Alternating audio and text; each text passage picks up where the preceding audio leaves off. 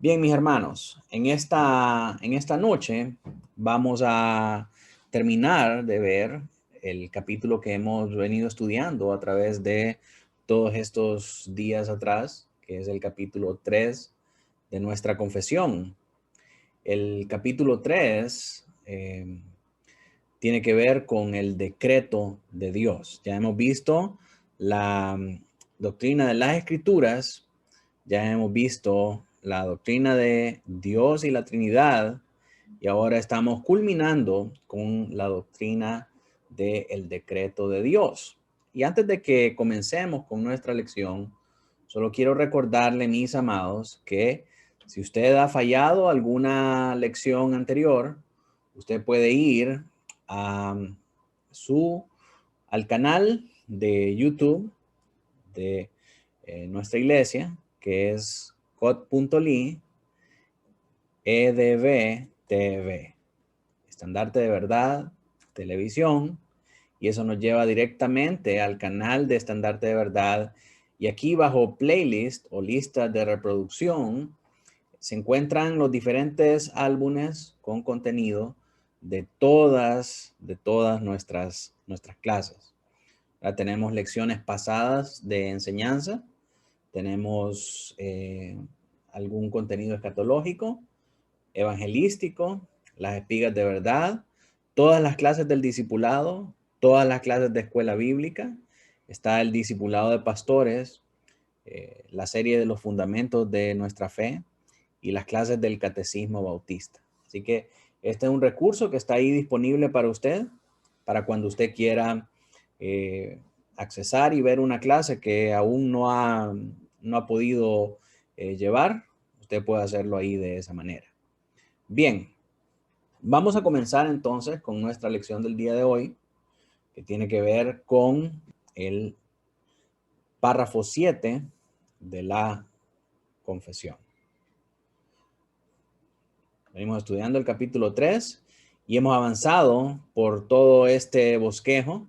Usted recordará, anteriormente vimos el párrafo 6 y ahora nos encontramos ya al final de la lista en el párrafo 7. Y lo que vamos a ver este día es el manejo prudente de esta doctrina del decreto de Dios.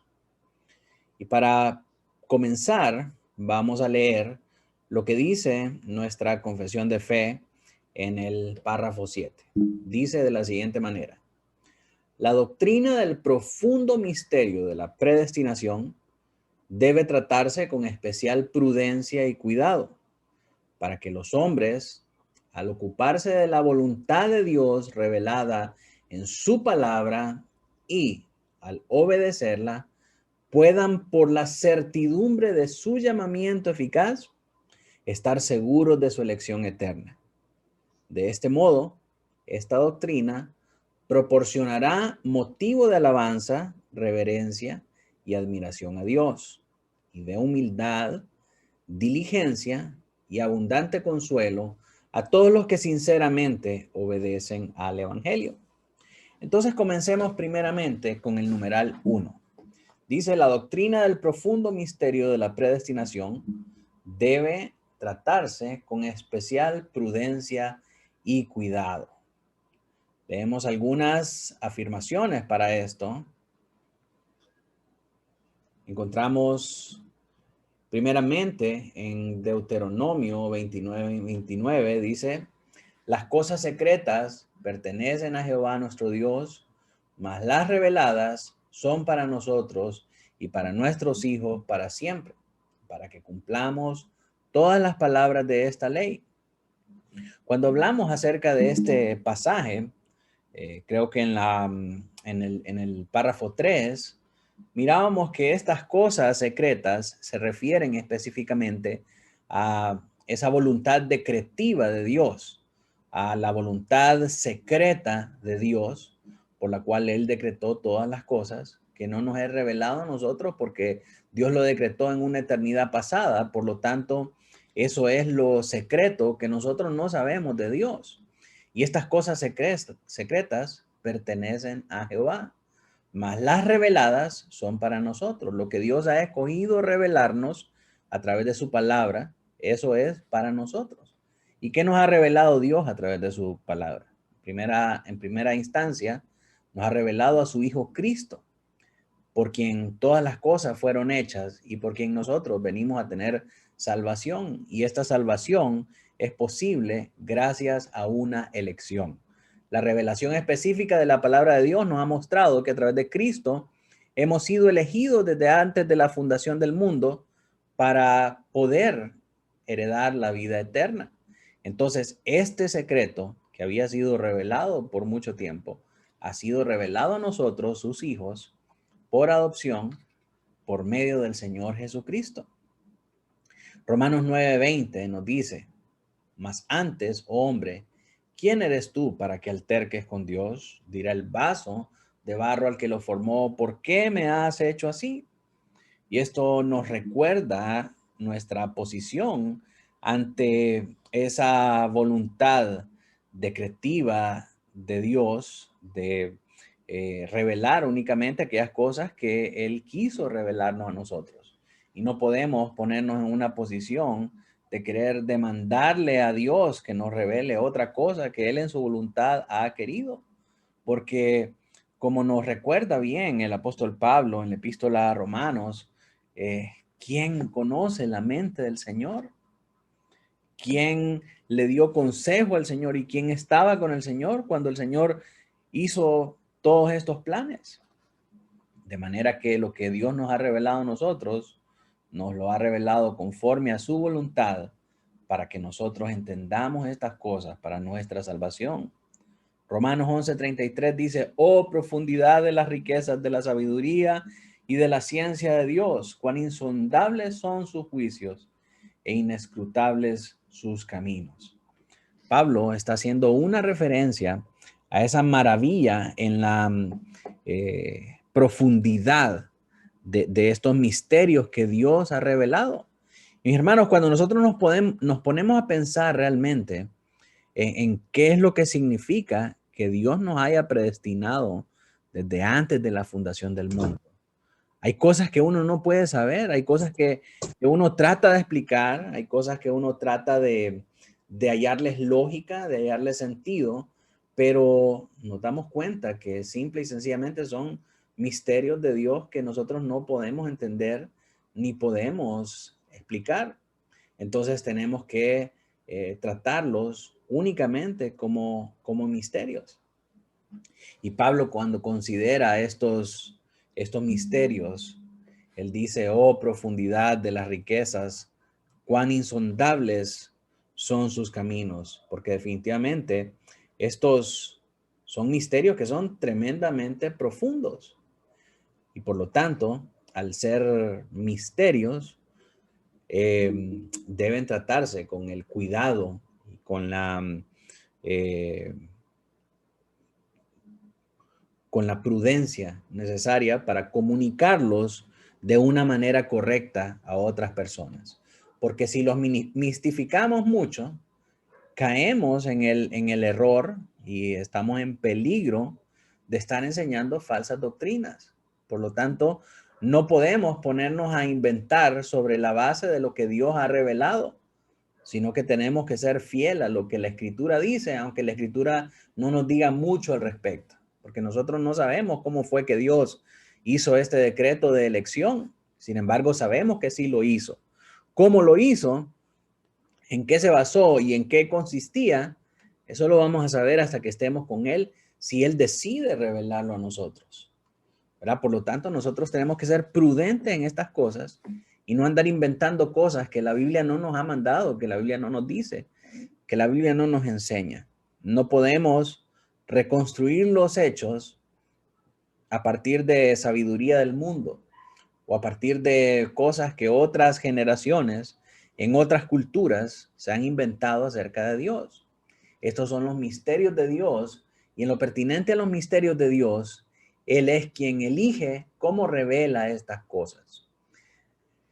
El segundo párrafo dice, el segundo numeral, perdón, dice, para que los hombres, al ocuparse de la voluntad de Dios revelada en su palabra y al obedecerla, puedan, por la certidumbre de su llamamiento eficaz, estar seguros de su elección eterna.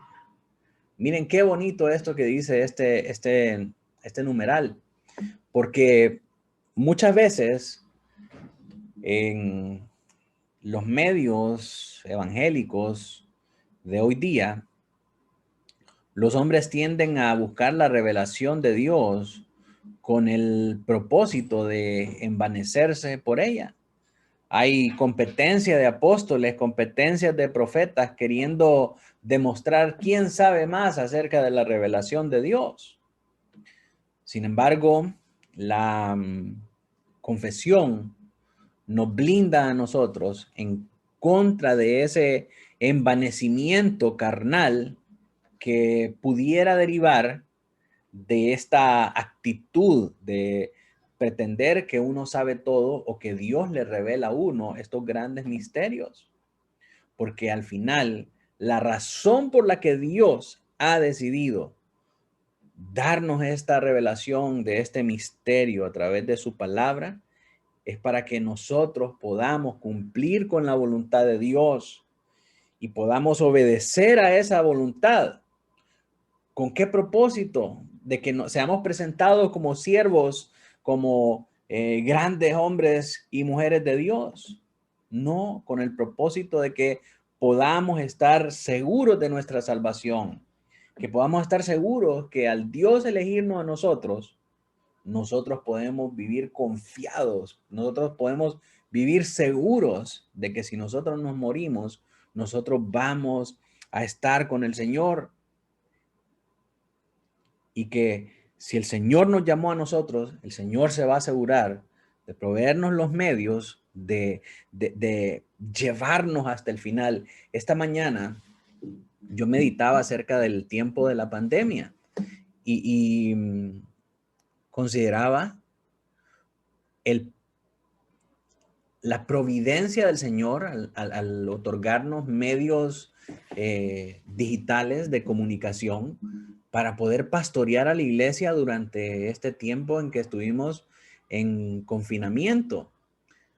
Y pensaba acerca de la providencia de Dios en que qué perfecto es Dios, qué hermoso, qué bueno, qué considerado al permitir que todo esto pasara en este tiempo en el que, a pesar de que no estamos presentes físicamente, podemos estar interconectados digitalmente, y el rol tan protagónico que jugaron todos estos medios para poder continuar haciendo iglesia aún a pesar de las regulaciones de confinamiento.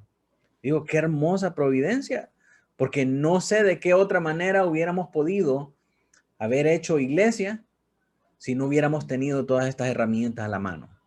Y si Dios no nos hubiera dado el conocimiento y los medios necesarios para tener toda esta tecnología. Entonces, eso me confirma una y otra vez que si Dios nos eligió, Él asegurará los medios para que nosotros lleguemos hasta el final. Y entonces no debemos temer a las cosas que puedan suceder, a la pandemia, a un rebrote, a cualquier otra cosa que el mundo pueda traer en medio de su corrupción y en medio de su descomposición. ¿Por qué? Porque si nosotros estamos seguros de que quien nos llamó por su gracia fue el Señor se va a asegurar de que nosotros lleguemos hasta el final. Y eso no significa que nosotros vamos a sobrevivir a esta pandemia. Si Dios quiere llamarnos antes, nos va a llamar. Eso lo que significa es que nosotros podemos tener la seguridad de que no importa lo que pase, bueno o malo, a los ojos del mundo, nosotros tenemos nuestra seguridad eterna provista y garantizada para estar con Dios. Y eso es una gran gloria, mis hermanos, porque conocer y ocuparse de estas cosas nos lleva hacia esa confianza. Y esto es maravilloso porque no todos pueden tener estas cosas. ¿Cuál es el propósito de Dios revelarnos estos misterios? Primera de Tesalonicenses 1, del 4 al 5, dice, porque conocemos, hermanos amados de Dios, vuestra elección. Estos hermanos estaban seguros de que ellos eran elegidos por parte de Dios. Dicen, nosotros conocemos Nosotros estamos seguros, hermanos amados de Dios, que nosotros hemos sido elegidos, pues nuestro evangelio no llegó a vosotros en palabras solamente, sino también en poder, en el Espíritu Santo y en plena certidumbre.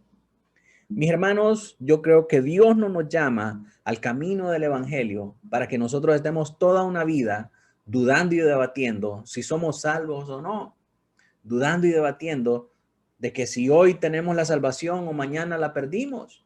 Nosotros, por medio del llamamiento eficaz de Dios, podemos llegar a tener la plena certidumbre de que hemos sido escogidos por Él, que hemos sido elegidos por Él para heredar la vida eterna y para andar en una novedad de vida a diferencia del mundo. Como bien sabéis, cuáles fuimos entre vosotros por amor de vosotros. Mire qué hermoso este pasaje porque nos muestra esa certidumbre plena de la elección. Luego en 2 de Pedro 1:10, que ha sido un pasaje clave que hemos venido leyendo durante todos estos párrafos, pero nuevamente es necesario verlo porque nos muestra el propósito para Dios revelar este misterio de la elección. Dice, por lo cual, hermanos, tanto más procurad hacer firme vuestra vocación y elección, porque haciendo estas cosas no caeráis jamás. El que está firme en su vocación de cristiano, el que está firme en su conocimiento de la elección, en su certidumbre de la elección, no caerá jamás. No caerá jamás, porque tiene el entendimiento de que si Dios lo llamó, Dios lo va a preservar.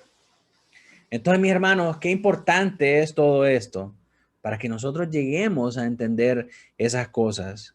Que si Dios nos ha revelado estos misterios, no es para que nosotros nos envanezcamos y nos creamos que somos una raza superior por encima de los otros evangélicos, sino que simple y sencillamente para que descansemos en la certeza y en la maravillosa gracia que nos ha otorgado a través de esta elección. Y al comprender esta grandeza, al contemplar la grandeza de esta revelación, hermanos, uno no puede sentirse más que otros. Uno solo puede decir, ¿por qué a mí, Señor? ¿Qué cosa hice yo para que tú me escogieras? Y es únicamente su gracia la que nos muestra la razón. Solamente su amor y su misericordia hacia nosotros. El siguiente numeral dice, de este modo, esta doctrina proporcionará motivo de alabanza, reverencia y admiración a Dios. Lo que venimos hablando ahorita. Que cuando nosotros entendemos estas cosas, lo que sucede es que en nuestro corazón brota un sentimiento de agradecimiento y de acción de gracias hacia Dios. Y Pablo lo expresa plenamente en Efesios 1, del 5 al 6. Dice, en amor, habiéndoos predestinado para ser adoptados hijos suyos por medio de Jesucristo, según el puro afecto de su voluntad y ninguna otra cosa. Y esto fue para alabanza de la gloria de su gracia, con la cual nos hizo aceptos en el amado.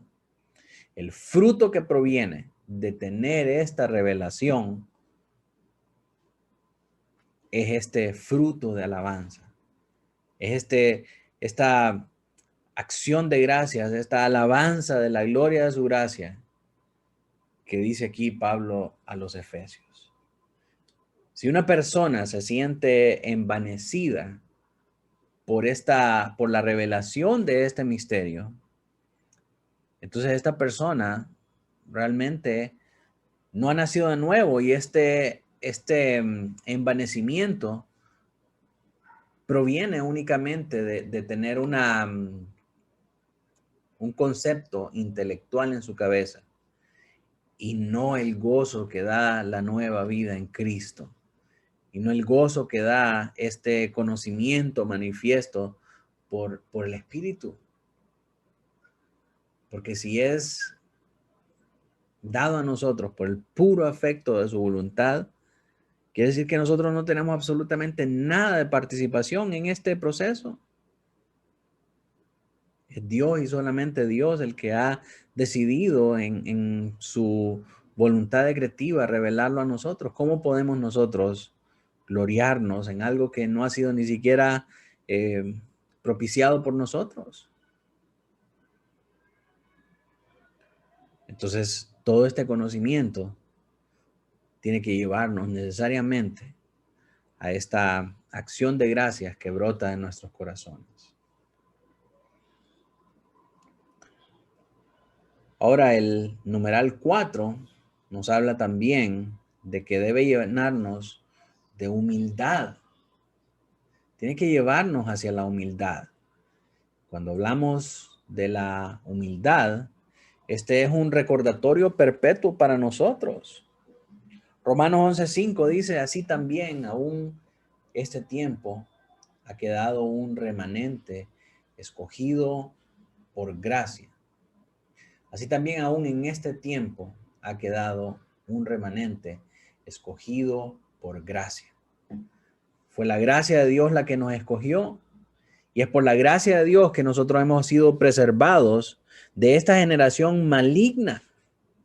Entonces, este es un recordatorio perpetuo para nosotros de que no es por nada que nosotros hayamos hecho, sino que es únicamente por gracia y que si el Señor nos ha permitido en este tiempo ser la iglesia que brilla en medio de la oscuridad, ser la iglesia que anuncia la revelación de estos misterios, no es porque nosotros seamos más intelectuales, porque nosotros seamos más diligentes en el estudio, no es, aunque esas cosas pues son necesarias y ayudan, pero al final del día, la razón por la que nosotros podemos ser la iglesia que brilla en medio de un mundo gobernado por las tinieblas es únicamente por la gracia de Dios. La gracia de Dios es la que nos ha preservado como su remanente escogido, como el remanente de su elección eterna. Entonces esto es un recordatorio a nosotros de que debemos ser humildes al saber que no es por nada de nosotros, sino que es únicamente por la gracia del Señor. Romanos 6, del 20 al 22 dice, porque cuando erais esclavos del pecado, eras libres acerca de la justicia. Pero ¿qué fruto teníais de aquellas cosas de las cuales ahora os avergonzáis? Mis hermanos, no tenemos nada de qué gloriarnos y todos nosotros éramos pecadores. Si alguien viene y dice, no, pero es que usted no ha escuchado los sermones que yo predico, usted no ha leído las cosas que yo escribo, de la profundidad de la doctrina y cuánto yo sé y cuánto ahora yo manejo de términos teológicos. Mi hermano, tienes que recordar de dónde vienes y que si estás ahí ahora es porque Dios ha tenido misericordia de ti. No te olvides de dónde te sacó el Señor. El fin de aquellas cosas que practicábamos es la muerte. Mas ahora habéis sido libertados del pecado y hechos siervos de Dios. Tenéis por vuestro fruto la santificación y como fin la vida eterna. Ninguno de nosotros podía haber sido libre de su propio pecado y hecho ser siervo de Dios. El conocimiento, el intelecto, los contactos, el pertenecer a una iglesia sana, no nos hubiera podido llevar ahí si el Señor no nos libera primero del pecado y nos hace sus siervos. Si estamos aquí en un lugar diferente, es porque el Señor ha hecho esta obra de libertarnos de nuestros pecados y hacernos sus hijos por medio del Espíritu de adopción en Cristo, que nos lleva ahora a ser esclavos de Él, por amor. Entonces eso nos lleva a perseguir el fin de la vida eterna. Colosenses también nos recuerda Colosenses 3:12. Vestidos pues como escogidos de Dios, santos y amados, de entrañable misericordia, de benignidad, de humildad, de mansedumbre y de paciencia. Recuerdo hace algunos años, mientras todavía estaba en la universidad, un maestro nos dio un consejo y nos decía que siempre debemos vestirnos no conforme al trabajo que tenemos, sino que tenemos que vestirnos conforme al trabajo que queremos tener. Porque cuando hacemos eso, nosotros proyectamos una imagen de éxito y hacemos considerar a nuestros empleadores que esta persona quizás estaría más apta para un puesto más arriba. Por decirle algo, si usted trabaja en ventas, nunca se vista como un vendedor de campo, sino que vístase como el trabajo que usted quisiera tener. De repente usted se mira como gerente de esa compañía, entonces vístase como gerente. Claro, cada cosa dentro de su contexto, ¿verdad? Si anda como vendedor rutero en una moto, no se va a vestir como un gerente con corbata y con camisa manga larga porque va a terminar todo revolcado. Y hemos visto en nuestro contexto actual algunas historias de éxito con respecto a esto. Recuerdo que hace unos años salió un muchacho que vendía horchata en los puestos en los semáforos más que todo. Tal vez ustedes lo recuerdan. Y este muchacho eh, no se consideraba un vendedor de horchata común, sino que él se consideraba un ejecutivo de las horchatas, ¿verdad? Y entonces ahí estaba con su saquito y con su corbata y bien serio y bien presentable. Y cuando se acercaba a los carros, muy educado y le presentaba una línea de ventas como un vendedor que le vende cualquier producto por catálogo. Entonces llamó tanto la atención de esa técnica de venta de este muchacho que se hizo sumamente popular y todo el mundo estaba asombrado ante la novedad y le compraba sus productos. Entonces, eso me recordó mucho a esta técnica que nos decía este maestro: no te vistas para el trabajo que tienes, sino que vístete para el trabajo que quieres. ¿Cómo se relaciona esto con lo que estamos leyendo aquí en Colosenses 3:12? Pablo le dice a los colosenses: vestidos pues como escogidos de Dios. Si nosotros consideramos que vivimos en un mundo caído, estamos en un cuerpo de pecado, sujeto a pasiones, y si nosotros nos vistiéramos como es el mundo y conforme a esta naturaleza pecaminosa, realmente no habría ninguna distinción entre los hijos de Dios y aquellos que han sido elegidos. Pero por cuanto hemos sido escogidos de Dios, elegidos de Dios, tenemos que vestirnos como estos elegidos de Dios, como estos escogidos de Dios. Entonces, Pablo no está hablando acá de atavíos y de prendas externas. Está hablando que los escogidos de Dios, a diferencia del mundo, se visten de santidad, se visten de amor, se visten de misericordia hacia los demás, se visten de bondad y mucho más importante de todo, por lo que venimos hablando, se visten de humildad, se visten de mansedumbre y se visten de paciencia, porque eso evidencia un corazón regenerado que es propio de aquellos que han sido escogidos por Dios. El hombre impío, el hombre carnal, el hombre que no ha sido regenerado, es incapaz de tener estos afectos.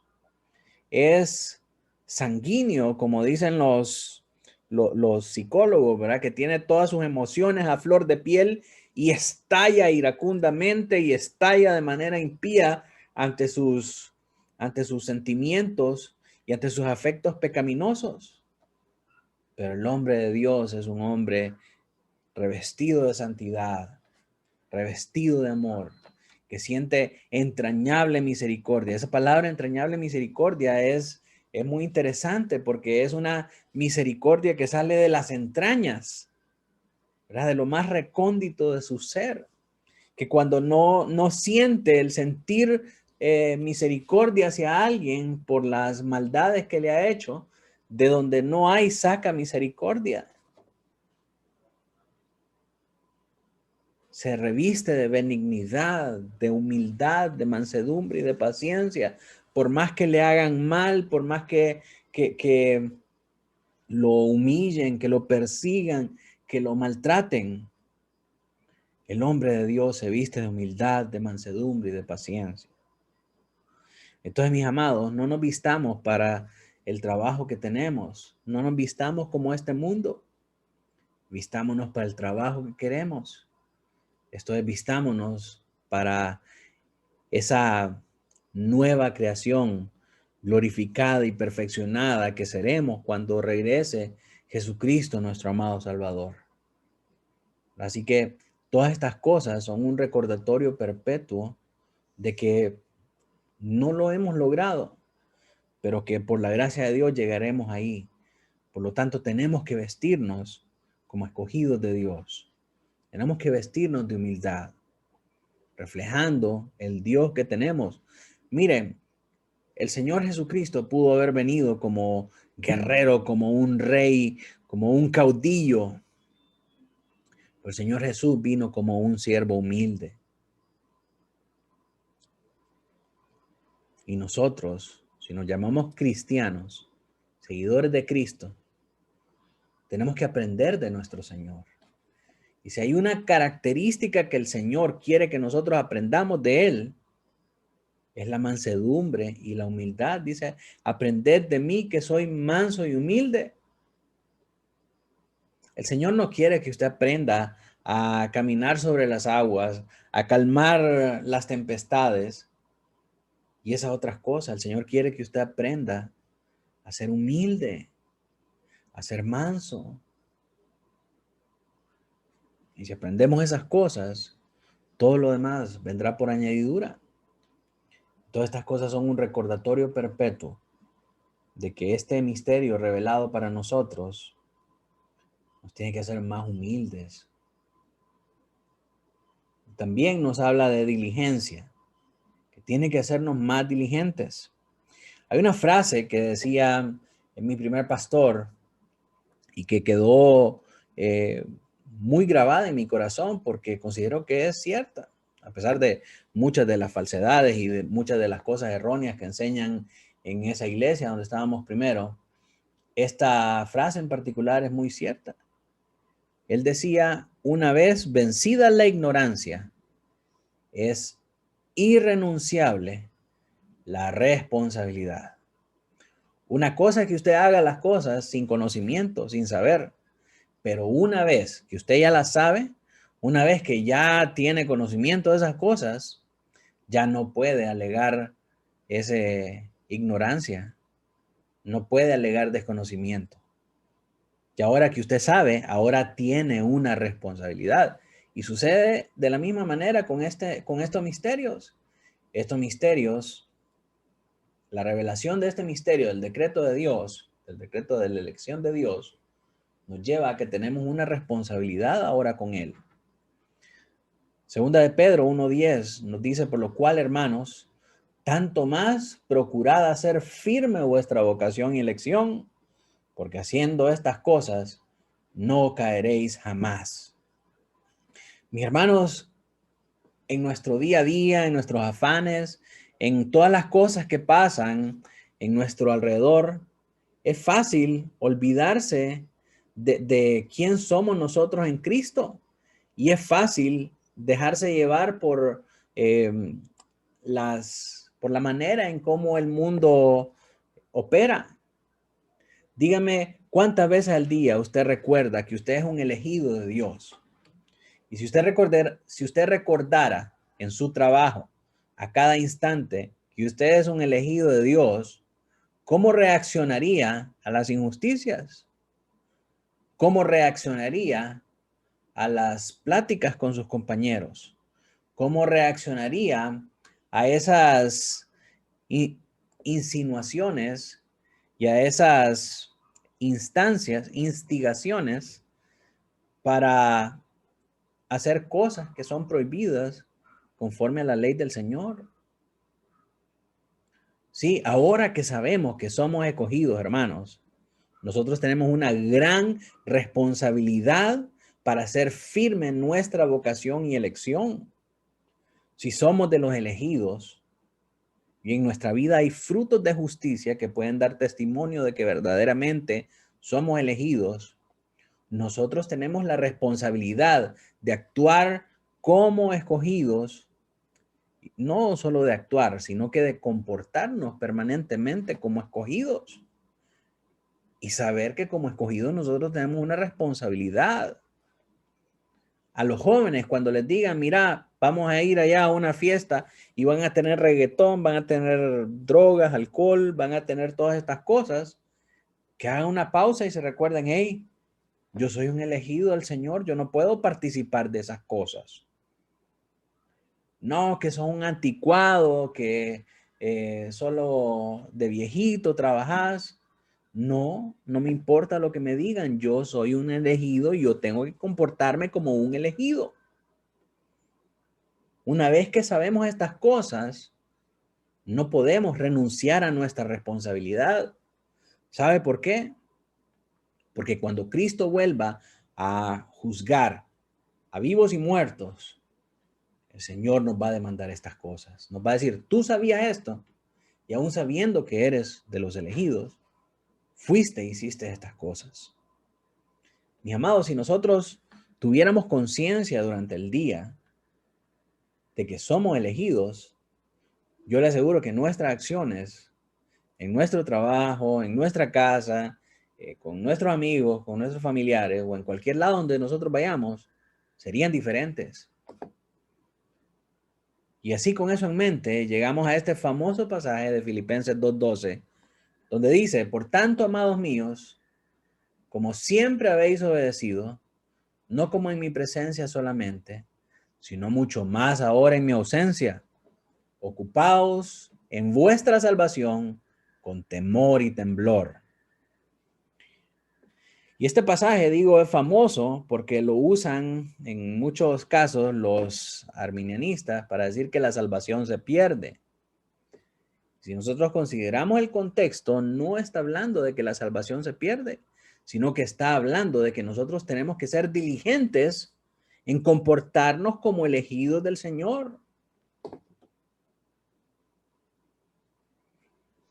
Estamos seguros de que la salvación no se pierde, que la salvación es del Señor. Y una vez que Él la ha dado y una vez que hemos recibido esa gracia, el Señor no la quita de nosotros. ¿Por qué? Porque según la lección que venimos estudiando del decreto de Dios, Dios decretó desde antes de los tiempos que nosotros fuéramos salvos. Y el decreto de Dios es inamovible. El decreto de Dios se lleva a cabo y se cumple porque Dios es soberano. Nada de lo que Dios dice va a dejarse de hacer. Todo lo que Dios dice se va a hacer porque todo lo que Él ha dicho, Él hará. Entonces, si Dios ha decretado que nosotros vamos a ser salvos, nosotros vamos a ser salvos. Decir que la salvación se pierde es decir que Dios no es soberano. Es decir que el decreto de Dios está sujeto a errores. Y eso no es posible. Entonces, aunque la salvación no se pierde, Filipenses 2:12 nos habla acá de que nuestro cuidado y nuestra diligencia de estas cosas tiene que ser tal que tenemos que guardarnos y tenemos que ocuparnos en este llamamiento con temor y temblor, como que si se perdiera, ¿verdad? En esa manera, en esa estima, tenemos que tener nosotros esta salvación tan grande. Así que, mis amados, conocer estos misterios involucra una responsabilidad para nosotros. Y la confesión lo que hace es afirmarnos esa responsabilidad.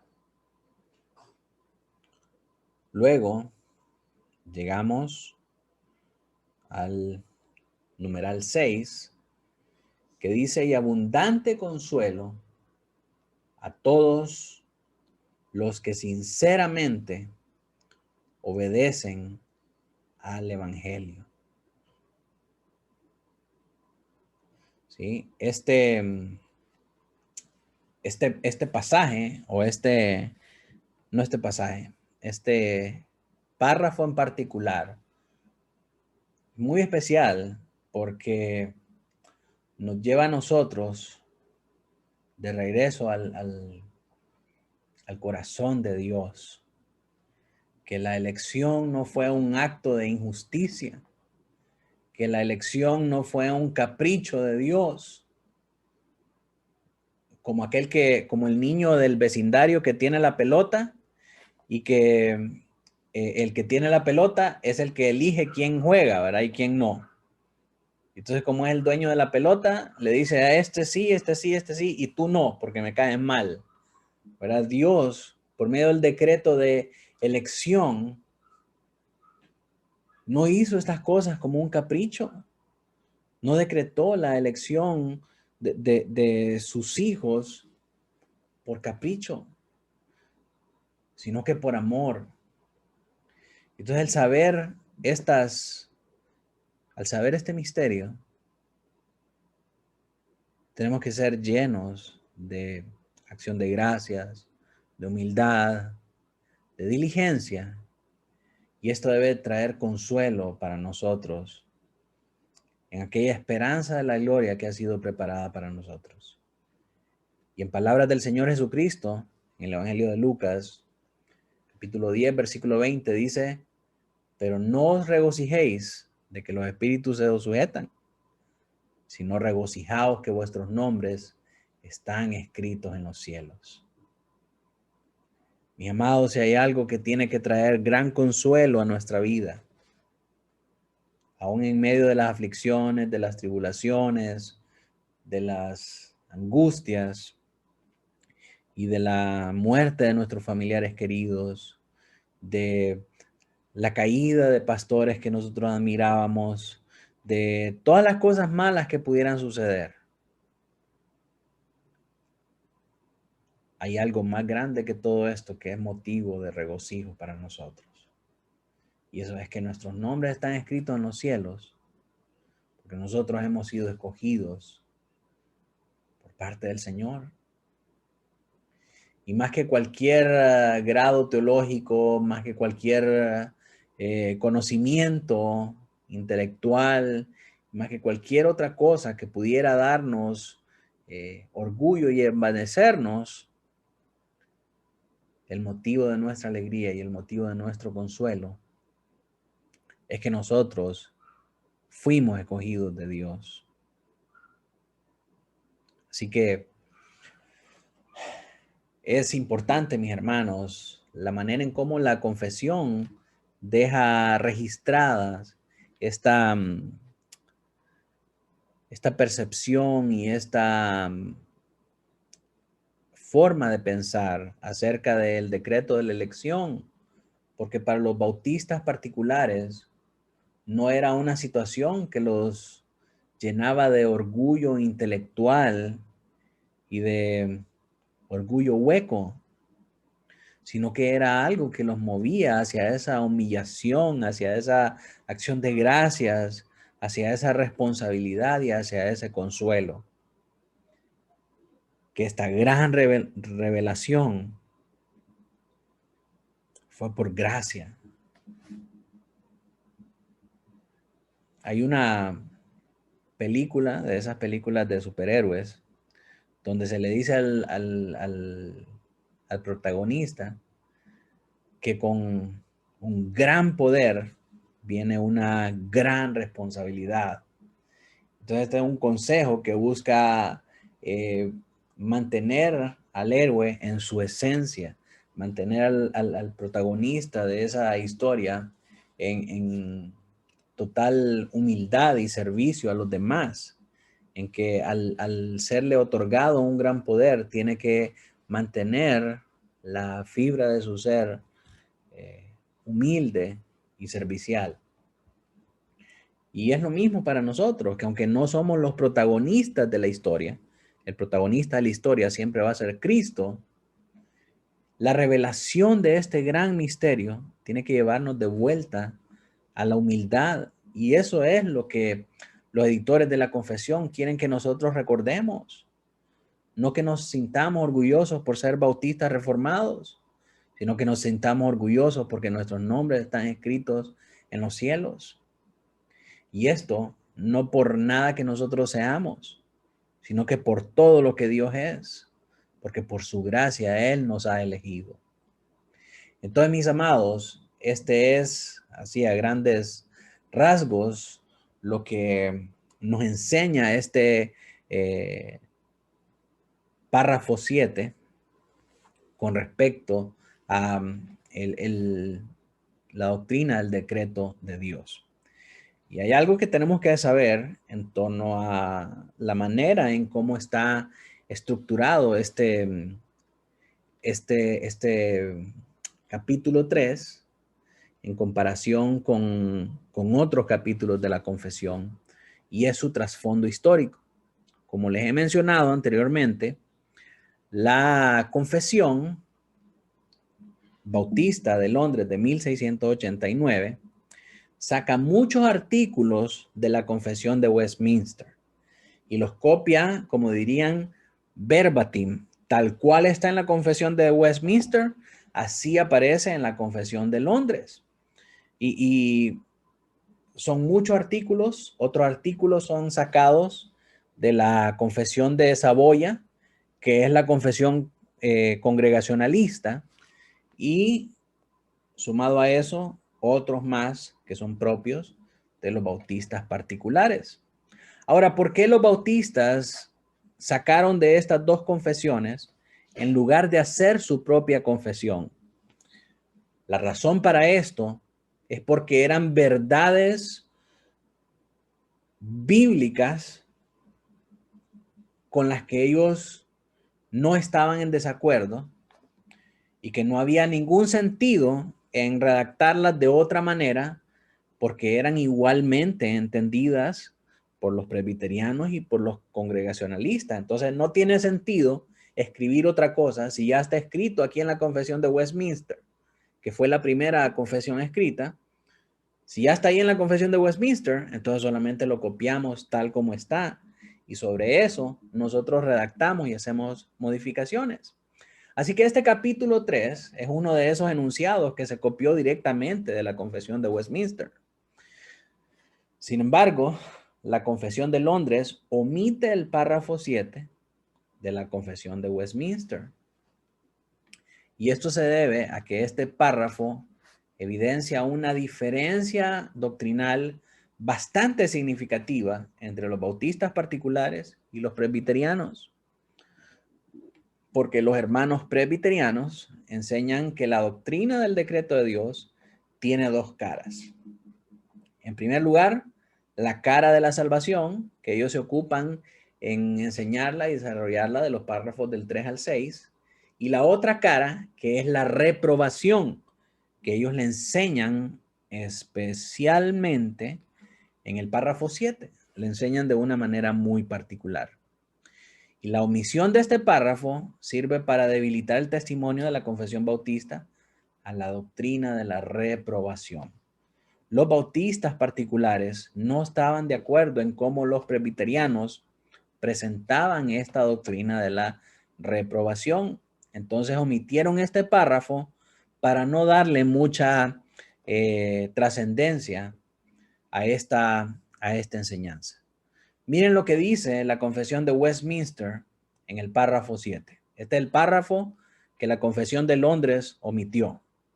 Dice: en cuanto al resto de la humanidad, Dios tuvo a bien pasarla por alto y destinarla a deshonra e ira a causa de su pecado, para la gloria de su poder soberano sobre sus criaturas, de acuerdo al consejo inescrutable de su propia voluntad, por el cual tiene o no misericordia según quiere, y para destinarla a deshonra e ira a causa de su pecado, para alabanza de su gloriosa justicia. Este es el párrafo que la confesión omitió. Entonces, para entender de qué se trata esto, cuál es la diferencia fundamental entre lo que nosotros creemos, entre lo que los bautistas particulares redactaron en esta Confesión de Londres y lo que creían los presbiterianos de la Confesión de Westminster, vamos a hacer un pequeño análisis ya para terminar. Nuestra postura es que la Biblia deja claro que Dios entregó a la humanidad a una mente reprobada. Cuando leemos Romanos 1:28 nos damos cuenta de esa realidad. Dice, como ellos no aprobaron tener en cuenta a Dios, Dios los entregó a una mente reprobada para hacer cosas que no convienen.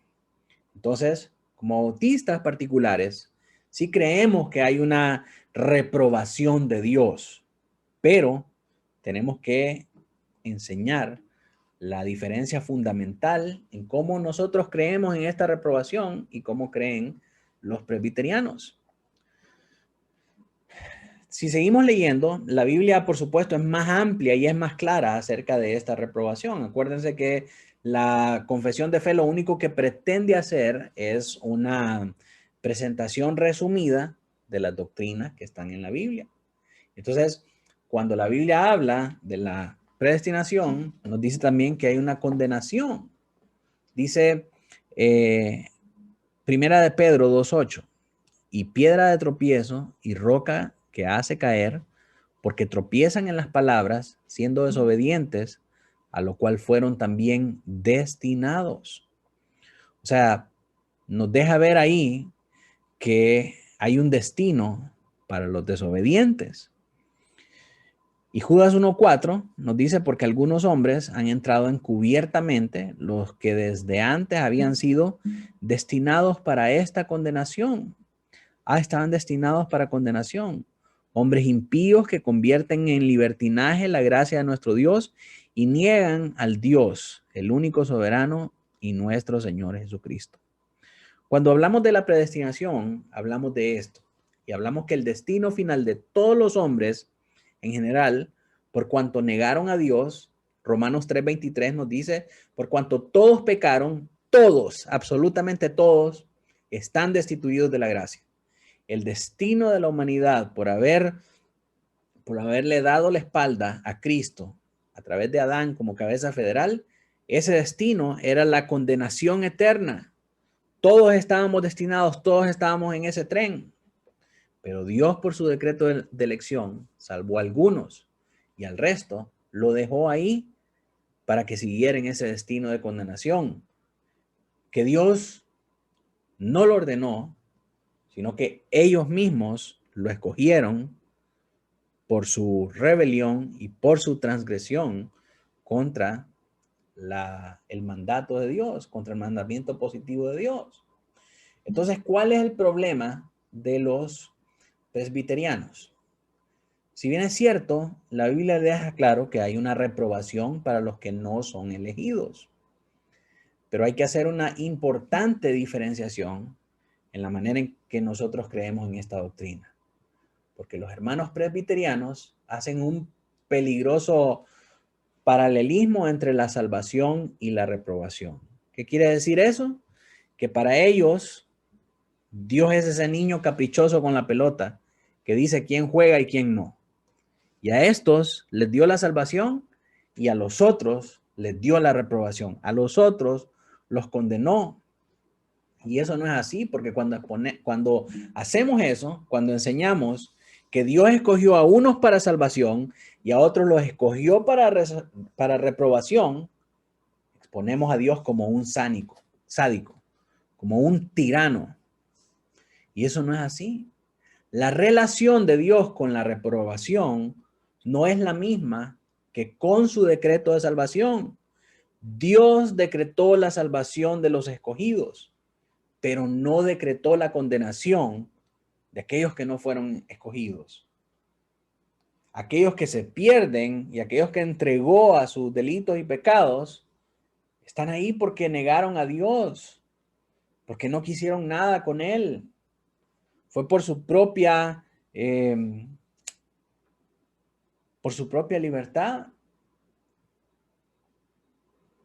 Entonces, la manera en cómo Dios decreta la salvación no es la misma manera en cómo se lleva a cabo la reprobación. Sí, la reprobación ocurre por la desobediencia del hombre, pero la salvación ocurre, sí, por el decreto exclusivo de Dios. Entonces, esa relación entre la reprobación no es igual a la relación de Dios con el decreto de la salvación. Y quizás esta sea la razón por la que los bautistas excluyeron algunas declaraciones claves de la Confesión de Westminster en lo que respecta a esta reprobación. ¿Y cómo podemos saber eso? Bueno, cuando nosotros leemos la Biblia, nosotros nos damos cuenta que el deseo de Dios es que los hombres se vuelvan a Él. Ezequiel 33:11 dice, diles, vivo yo, dice Jehová el Señor, que no quiero la muerte del impío, sino que se vuelva el impío de su camino y que viva. Volveos, volveos de vuestros malos caminos, porque moriréis, oh casa de Israel. Mire qué hermoso este pasaje. El Señor no quiere la muerte del impío, sino que se vuelve el impío de su camino. ¿Y qué quiere el impío? ¿Quiere volverse de su camino? No, el impío quiere seguir en las perversidades de su corazón. En el verso 18 dice, cuando el justo se apartare de su justicia e hiciera iniquidad, morirá por ello. Ahora sabemos que al que Dios decretó como justo, ese no se puede apartar porque Dios va a proveer los medios de salvación y de preservación hasta el final. Pero si se apartara de la justicia es porque no era justo para empezar, sino que se consideraba justo, era justo según sus propios ojos, según sus propios estándares. Y al final apartarse de la justicia demostró que no era justo. Por tanto, el destino de ese que se comporta de esa manera es que morirá por ello. Y luego, segunda de Pedro 3:9, un verso que también es controversial, dice, el Señor no retarda su promesa, según algunos la tienen por tardanza, sino que es paciente para con nosotros, no queriendo que ninguno perezca, sino que todos procedan al arrepentimiento. Y este verso es controversial porque los universalistas lo usan para decir que Dios no quiere que nadie se pierda, sino que todos procedan al arrepentimiento. Y al final de los tiempos, ninguno se va a perder y todos van a ser salvos. Hasta el diablo se va a salvar.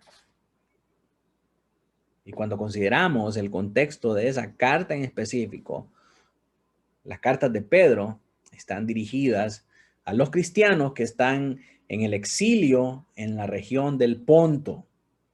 ¿Sí? Y cuando Pablo está diciendo que Dios no quiere que ninguno perezca, le está diciendo a los cristianos que estaban en el exilio, en el Ponto. Ese universo que abarca las palabras ninguno y todos se refiere a esos cristianos que vivían en esas regiones. No queriendo que ninguno perezca. Significa no queriendo que ninguno de los cristianos que viven en la región del Ponto, a quien está dirigida esta carta, que ninguno de esos se muera, sino que todos, ¿cuáles todos? Todos estos cristianos que están en el exilio, que viven en la región del Ponto, procedan al arrepentimiento. ¿Sí? El Señor quiere que sus escogidos no se pierdan, sino que procedan al arrepentimiento. El corazón de Dios es que los que Él ha escogido se puedan salvar. Y que los otros no quisieron nada con Él. Entonces, Él los deja ahí en su destino para que lleguen al momento de la condenación.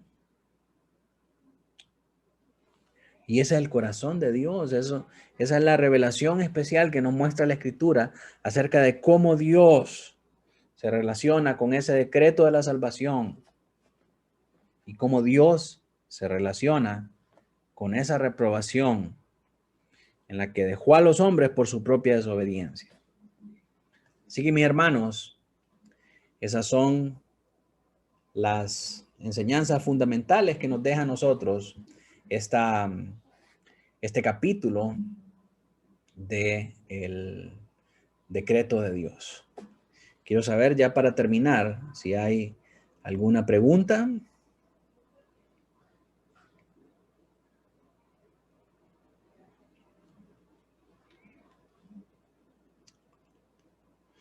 Bien, si no hay preguntas y está todo claro, quiero pedirle a mi hermano Noé que pueda orar para despedirnos.